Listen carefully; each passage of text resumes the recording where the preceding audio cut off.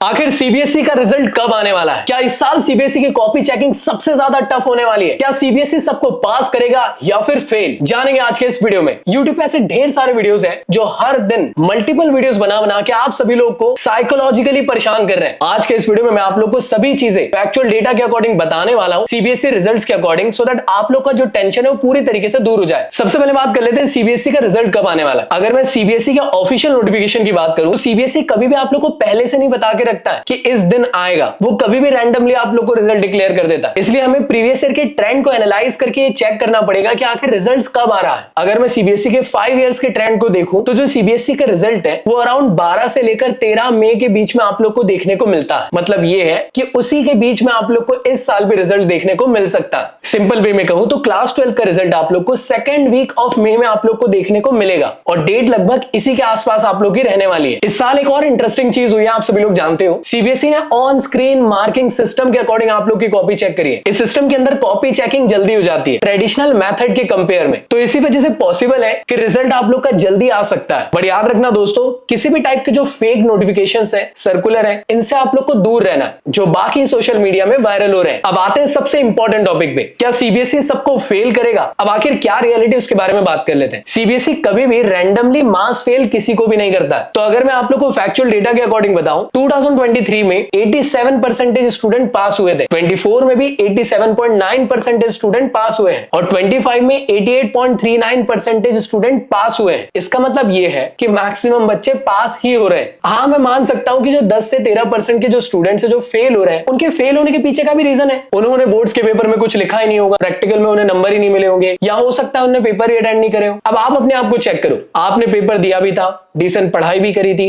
Decent आप लोगों ने लिख कर भी आए थे, प्रैक्टिकल में नंबर भी अच्छे मिले थे, तो फिर इतना डरने की बात है ही नहीं यार। हाँ, मैं ये मान सकता हूँ कि पासिंग नंबर तक के कुछ लोग जा रहे होंगे या कई लोग को एवरेज मार्क्स मिल रहे होंगे, लेकिन हर कोई पास हो जाएगा। ये बहुत ही ज्यादा वर्स्ट कंडीशन वाले स्टूडेंट है जो ये 10 से 13% के अंदर लाई करते हैं, और सीबीएसई खुद से किसी को फेल नहीं कर रहा है। याद रखो, आपकी प्रिपरेशन ने आपको उस कैटेगरी अंदर लेकर आया है, तो ये चीज के ऊपर आप लोग को टेंशन लेना नहीं है। मेजॉरिटी ऑफ स्टूडेंट इसी चीज को लेकर टेंशन लेकर बैठे रहते हैं, डिप्रेस्ड रहते हैं। भाई यार, इन सब चीजों में ध्यान नहीं देना है। बोर्ड्स एग्जाम आपका ठीक ठाक जा चुका है, सीयूटी एग्जाम में ध्यान दो जो भी बहुत जल्दी स्टार्ट होने वाला है। बट अगर मैं रियलिटी बताऊं तो रिजल्ट के बाद एक्चुअल प्रेशर स्टार्ट होता है। कौन सी फील्ड चूज करनी है, कौन से कॉलेज में जाना चाहिए और कौन सी डिग्री फ्यूचर में आप लोग के लिए रेलेवेंट रहेगी, स्पेशली बिजनेस स्टूडेंट्स के लिए। ऑलरेडी एआई ने कंपनीज के काम करने के तरीके को कंप्लीटली चेंज कर दिया है। 12th के बाद बीबीए तो बहुत लोग करते हैं। रियल क्वेश्चन डिग्री का नाम नहीं, रियल क्वेश्चन ये है कि 3 साल बाद तुम्हारे पास डिग्री होगी या job, because business world daily change हो रहा है। मार्केटिंग, फाइनेंस, ऑपरेशन, कंटेंट, हर जगह एआई यूज हो रहा है। वर्ल्ड इकोनॉमिक फोरम के अकॉर्डिंग 80% कंपनीज ने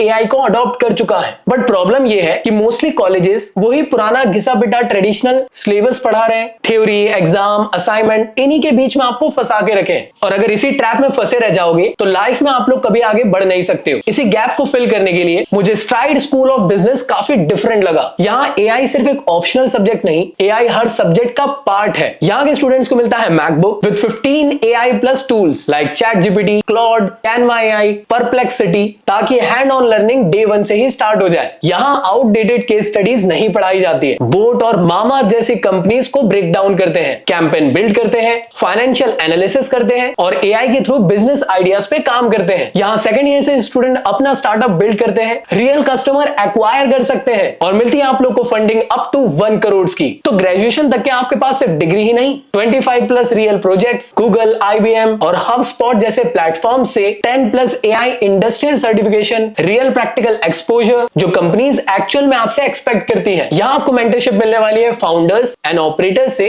जो खुद रियल बिजनेस बिल्ड कर चुके हैं। मतलब लर्निंग होगी डायरेक्टली इंडस्ट्री एक्सपर्ट से, और मिल सकती है आप लोग को अप टू 100% की स्कॉलरशिप भी। तो एडमिशन के लिए बस आपको देना है एसबैट एग्जाम। रजिस्ट्रेशन अभी ओपन है, लिंक डिस्क्रिप्शन में गिवन है। तो अगर फ्यूचर में बिजनेस सीखना चाहते हो जहां सिर्फ एआई पढ़ाया नहीं जाता, एक्चुअल में कैसे उसको यूज करके बिजनेस को बड़ा किया जा सकता है, ये सारी चीजें आपको सिखाई जाती है, तो स्ट्राइड होगा आप लोग के लिए one of the best option. Description में लिंक गिवन है, अभी जाएं और चेकआउट करें। अब बात करते हैं पासिंग मार्क्स और ग्रेस मार्क्स की। सीबीएसई में पासिंग मार्क्स के लिए मिनिमम 33% आपको स्कोर करना ही है, और याद रखना प्रैक्टिकल में भी पास होना जरूरी रहता है। मतलब प्रैक्टिकल और थ्योरी दोनों में आपको पास होना है। अब क्या सीबीएसई सच में ग्रेस मार्क्स देता भी है? जी हाँ, बिल्कुल देता है। अगर स्टूडेंट 1, 2 या 3 मार्क्स से बाउंड्री लाइन पे आके फेल हो रहे हैं तो सीबीएसई अपने एंड से ग्रेस मार्क्स प्रोवाइड कर देता है। ये सीबीएसई का मॉडरेशन सिस्टम काफी सालों से चला आया है। तो अगर तुम्हारा पेपर डिसेंट गया है तो तुम्हें इतना ओवरथिंक करने की बिल्कुल जरूरत नहीं है यार, सब्र ले लो, आ जाएगा आप लोग का रिजल्ट। ओवर पैनिक होने की जरूरत बिल्कुल भी नहीं है। अभी सीयूटी एग्जाम में फोकस करो